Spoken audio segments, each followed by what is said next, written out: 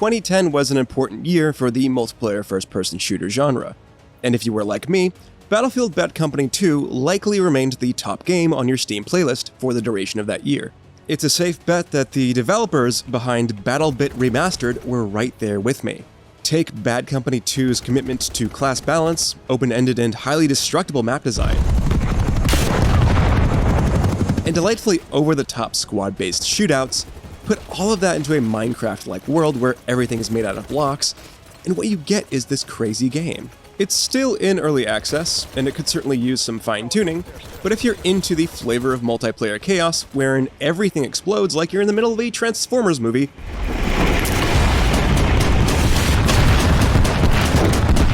insanely large 127 versus 127 player skirmishes easily satisfy the craving for a return to those glory days.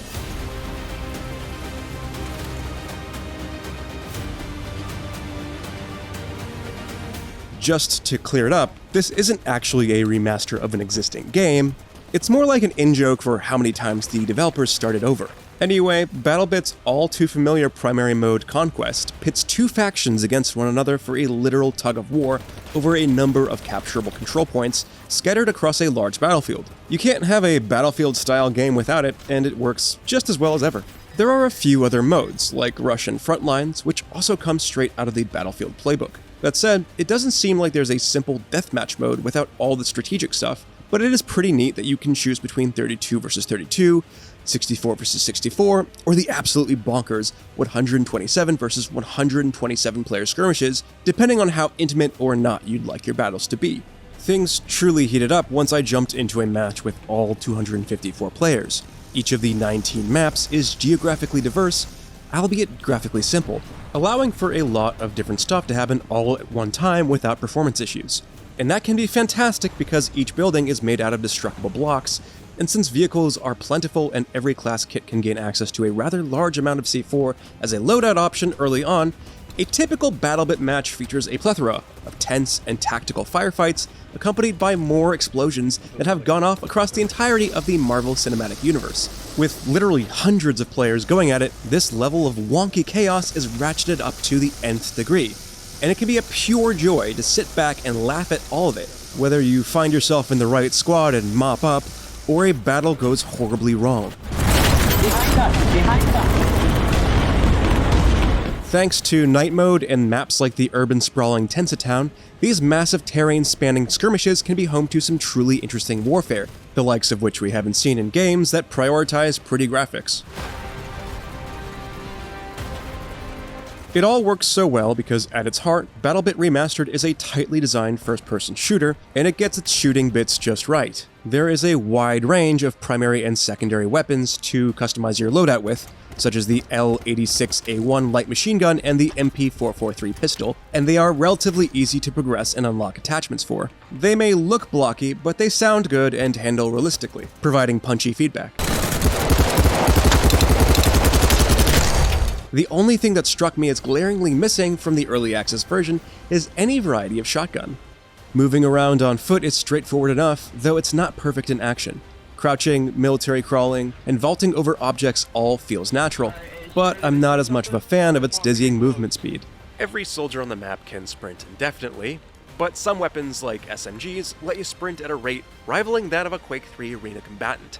And though this helps make the enormous maps more manageable, it can sometimes feel unnatural.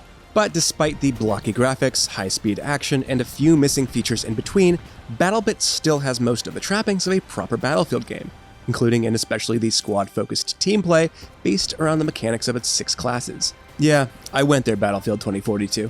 The medic and support, for instance, are both equally necessary for a squad to stay positioned long enough to outlast an enemy onslaught. A squad full of assaults will just get picked off.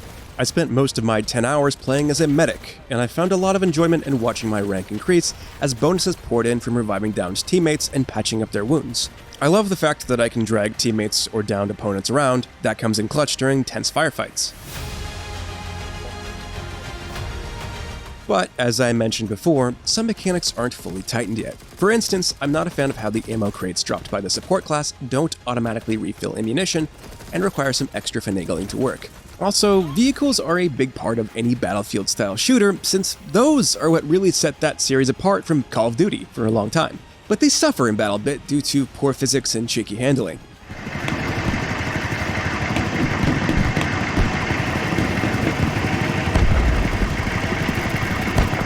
Interacting with any vehicle is clunky and awkward before you can even start the engine.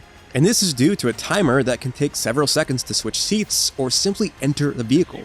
Just getting into a moving tank is way more inconvenient than it should be, and there's no clear reason that I would need to sit there and hold the F key just to do that. Spawn timers on choppers also seemed way shorter than on tanks for some reason, and yet there is no parachute, meaning once you spawn onto your squad's chopper, you need to sit there and wait for the chopper pilot to deploy the rappel line and get close enough to the ground just to exit safely. Also, the Humvee's mounted gun felt underpowered and proved to be basically useless when I couldn't even kill a lone soldier at spitting distance. I'm not sure how much of that is an intentional design choice and what's just unfinished, but it feels like right now the best way to enjoy vehicles is by crashing them into buildings or watching them blow up from afar. I love C4. At least it's all held together by strong and approachable multiplayer functionality. The interface is extremely clean and clear, showing all the important contextual information, like controls, ammo count, minimap, chat, squad details, hit markers, and so forth, exactly where I'd expect everything to be. There's a built-in clan system and integrations for Discord and Twitch as well, in theory, though the external integrations didn't seem to work for me, but it's still great that it effortlessly integrates your Steam party into your squad when you join a match. It also does its darndest to keep you and your friends together, even when the automatic balancing system forces people to switch sides. I will say that the main menu is a bit bland for a multiplayer-only shooter, and since there's no music or sound to welcome you in, you might be immediately underwhelmed. Don't be fooled by the minimalistic approach, however. Once you get in there and start tweaking stuff, BattleBit does offer a mind-boggling depth of customization options in terms of graphics, controls, and gameplay. But most new players probably won't need to sit there and customize too much on the default settings, besides toying with some graphics options. Everything else was set just right for my needs, aside from the non-inverted helicopter controls, which took me less than 10 seconds to figure out and fix. As a result, the amount of time it took to set BattleBit up from the first install and jump into a proper match was negligible. Within a few minutes, I was already blowing stuff up, capturing objectives, and having a wild old time. BattleBit Remastered remembers what made Battlefield games great in their heyday. There are no flashy scripted tornadoes, just big maps teeming with combat hotspots and myriad destructible buildings.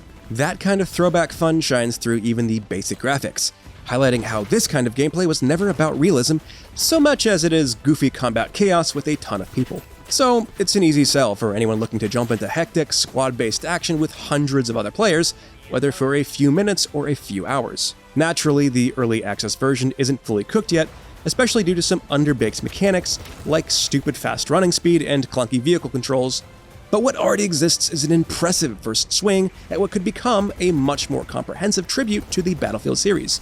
And even in its current state, it's already one of the more captivating multiplayer shooters on Steam right now. For more, check out our reviews of Remnant 2 and Trepang 2. And for everything else, stick with IGN.